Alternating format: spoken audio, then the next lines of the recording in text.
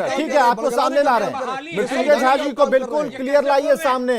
और मृत्युंजय झा जी आप कहिए, सुनिए, ललन सिंह जी ये डिबेट देखते हैं, अपील करूंगा, ललन सिंह जी एंड पार्टी सभी लोग ये डिबेट देखते हैं, आप कहिए। नहीं, आप कहिए यहीं से उसको, नहीं, आप कहिए, नहीं करना चाहिए और निश्चित रूप से यह स्थिति पैदा करना चाहिए। आप यही बात कह दीजिए। नहीं, ठीक है, छात्र समझेंगे ना, छात्र को समझाएंगे। हम लोगों का काम क्या है? हम लोगों का काम अपील करना है। हम अपील कर रहे हैं कि भाई देखो, तोड़फोड़ मत करो, जलाओ मत, कुछ फायदा नहीं होने वाला, क्योंकि देखो सरकारी संपत्ति है, वो नुकसान हमारा होगा। कल उसी ट्रेन से हमें यात्रा करनी है, उसी सड़क पर चलना है, जिस दुकान में आग लगा रहे हो वहीं से सामान खरीदना है।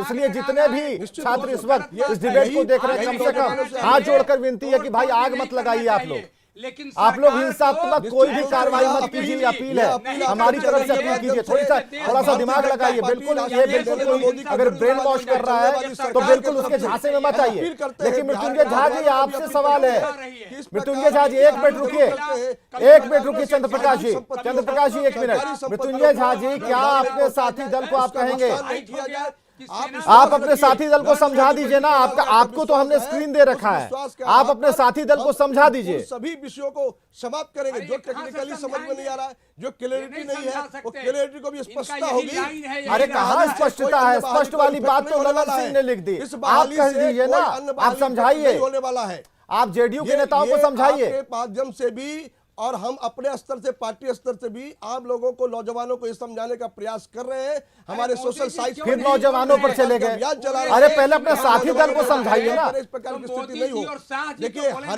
हर एक विषय पर अपनी अपनी पार्टियों की पॉलिसी होती है, विषय रखते हैं, उन विषयों की स्पष्टता होगी। लेकिन मैं आपके चैनल के माध्यम से जरूर कहूंगा कि जो कांग्रेस के लोग, जो अदर पार्टी के लोग, देखिए चलेगा कांग्रेस, अरे कांग्रेस पर तो आप आएंगे, आरजेडी पर तो आएंगे, सवाल आरजेडी से भी होंगे हमारे, अरे आरजेडी से भी सवाल होंगे, कांग्रेस से भी सवाल होंगे, घबराइए मत मृत्युंजय झा जी। माना जाता है हम सब देश की रक्षा के लिए। चंद्रप्रकाश जी 1 मिनट का समय दीजिए, चंद्रप्रकाश जी 1 मिनट का मुझे समय दीजिए, चंद्रप्रकाश जी 1 मिनट का समय दीजिए, समझाइए मृत्युंजय झा जी। मृत्युंजय झा जी, आप अपने साथी को समझाइए पहले।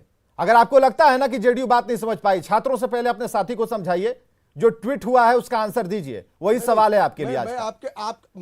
मुझे आश्चर्य लगता है कि जिन बातों का आप उल्लेख कर रहे हैं, आज बिहार के अंदर के साथ साथ देश के अंदर भी जिस प्रकार से माहौल खराब है, उस माहौल में आज देश के नौजवानों को यह बताने की जरूरत है। मैं आपको धन्यवाद देता हूं, मैं आपके चैनल को देख रहा था, आप बड़ी स्पष्टता के साथ कह रहे थे कि इस बहाली में किस की परिस्थिति होने वाली है, कौन सी परिस्थिति होने वाली है, अलग कमीशन की, शॉर्ट कमीशन क्या होता है, सारे प्रकार की व्याख्या आपने किया है। ठीक है, किया है, नहीं किया है सर, हर एक एंगल को हम उठाएंगे, में नौजवानों हर एक एंगल को उठाएंगे, लेकिन आप बताइए ना, ये वो इस प्रकार ललन बाबू के ट्वीट का जवाब दीजिए ना, ललन बाबू के ट्वीट का जवाब दीजिए। दायित्व है। देखिए, प्रदेश की जो परिस्थिति खड़ी हुई है, आज रेलवे, आज गोपालगंज के ट्रेन जलाया जा रहा है, आज जगह जगह तोड़फोड़ किया जा रहा है, शोरूम को तोड़ा जा रहा है, सरकारी संपत्तियों को नुकसान पहुंचाया जा रहा है, तो निश्चित रूप से ऐसी परिस्थिति में ये गतिविधि को देखते हुए आप घुमाइए मत। अब जरा हम चलते हैं ऋतु जायसवाल जी के पास। समझ लीजिए, ऋतु जायसवाल जी प्रवक्ता आरजेडी से, ऋतु जायसवाल जी, ये दुर्भाग्यपूर्ण है। ऋतु जायसवाल जी,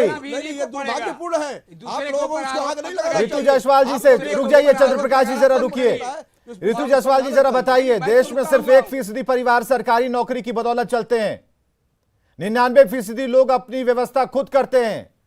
हमारा सवाल है कि कानून किसके पक्ष में होना चाहिए, 99% लोगों के पक्ष में या 1% लोग के पक्ष में? यह सवाल है आपसे। देखिए, ये इस बहाली के तहत सरकार की जो मंशा है ना, वो साफ दिख रही है कि वो उनकी मंशा है डेमोग्राफिक डिविडेंड को उन्होंने मान लिया है कि ये डेमोग्राफिक डिजास्टर है। उनके लिए जो डेमोग्राफिक डिविडेंड है वो डेमोग्राफिक बर्डन बन चुका है, इसीलिए ऐसे बेसिर पैर की वो बहाली लेकर के आए हैं। आप सोचिए कि कितना खर्चा आता है एक ट्रेनिंग के लिए। अगर आप किसी को, आप सेना में भर्ती ले रहे हैं, उसको आर्म्स की ट्रेनिंग देंगे, पूरा प्रॉपर एक ट्रेनिंग होगा, उसमें लगने वाले खर्चे, और वो ट्रेनिंग कितने टाइम तक चलेगा, सिर्फ 4 साल का वक्त है, उसमें आपको ट्रेनिंग भी देना है, उनसे काम भी लेना है, और जब तक वो परफेक्ट होंगे अपने काम में, उनको परफेक्शन आएगा, तब तक पता चला उनका वक्त पूरा हो गया, फिर सिर्फ 4 साल के लिए। और जो सेना जो भर्ती हो रहा है, जो जा रहा है, उसको पता है कि 4 साल के बाद वहां से वो मक्खी की तरह निकाल करके फेंक दिया जाएगा। तो क्या ये सेना के साथ बहुत बड़ी छेड़खानी नहीं है, उसको खोखला करने की साजिश नहीं है कि उसको पहले दिन से ही अंदर से वो फीलिंग्स ही नहीं आएगी कि मुझे देश के लिए जान दे देना है या मुझे मर मिटना है? उसको तो लगे वो तो कॉन्ट्रैक्ट बेस पे आया है और ये तो कॉन्ट्रैक्ट खत्म, उसका काम खत्म। तो कितनी सारी समस्याएं लेकर के आ रहे हैं, आप ये समझिए। बाध्य कौन कर रहा है? नौकरी के लिए बाध्य तो कोई कर नहीं रहा, तो फिर हंगामा क्यों मचा रहे हैं? ये भी सवाल अभी उठती। बाहर क्राइम होने दीजिए, आपको बाहर निकलने के लिए बाध्य कौन हो रहा है? आप घर में ताला लगा के रखिए। बेटियों का बलात्कार हो रहा है तो बेटियों को घर में रखिए, उसको बाहर निकलने के लिए बाध्य कौन कर रहा है? कैसी बातें पूछ रहे हैं और कह रहे हैं आप मतलब हम बाहर ना निकले क्योंकि हत्याएं हो रही हैं, बच्चियां बाहर नहीं, ये सवाल हमारा नहीं है, ये सवाल हमारा नहीं है। हम तो पोल पर चलेंगे ना मैडम, हम तो पोल पर चलेंगे ना, हम तो पोल पर चलेंगे। ठीक है, तो उनसे आप सीधे कहेंगे कि आप ही का सवाल है। और हम जो सवाल कर रहे हैं हमारे मन का थोड़ी है, हम डिबेट कराने चले हैं ना। नहीं, आप जो सवाल कर रहे हैं बिल्कुल ये सवाल है, आम लोगों का भी सवाल है, सभी वर्गों का सवाल हम उठाएंगे। तो सभी वर्गों का सवाल में वही तो कहना चाहते कि घटनाएं, आज अपराध की घटना इतनी है तो बाहर ना निकलने बाध्य कौन कर रहा है? हत्याएं हो रही हैं तो दुकानें मत खोलो, दुकानें लूट रही हैं तो दुकान बंद कर दो, बाध्य कौन कर रहा है? नहीं तो आप जेवर की दुकानें बिहार में देखिए जो स्थिति है, आप अपनी पार्टी की तरफ से पॉजिटिव और नेगेटिव, आप अपनी पार्टी की तरफ से पॉजिटिव और नेगेटिव दोनों लाइन आप बताएंगे ना, कि सिर्फ नेगेटिव बताएंगे? इसमें कहीं भी कोई पॉजिटिवनेस आपको नहीं दिख रही है।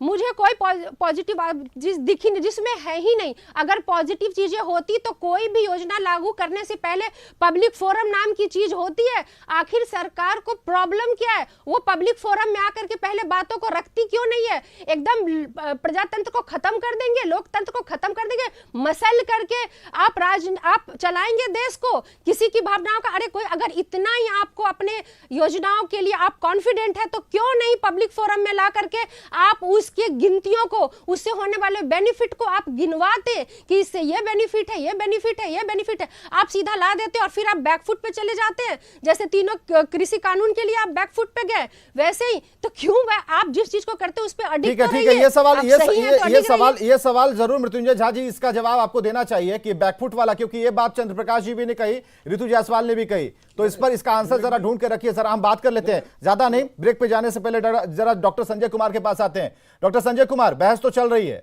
अग्निपथ पर, कौन भड़का रहा है आग?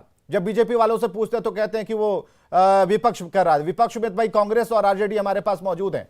आज हमने न्योता दिया था जेडीयू वालों को भी कि भाई आइए डिबेट में शामिल होइए, उधर से कोई नहीं आया। हमें जरा एकदम बिल्कुल क्लियर बताइए, जो सरकार चाहती है इसमें एक अचानक वाला शब्द आता है कि अचानक वो प्रकट हो जाता है, ये आरजेडी का सवाल है। हमारा सवाल ये है कि क्या इसके पीछे जो एक कहा जा रहा है कि कुछ है, ताकतें हैं, नजर आता है कोई? नहीं, इनके पीछे कोई ताकत हो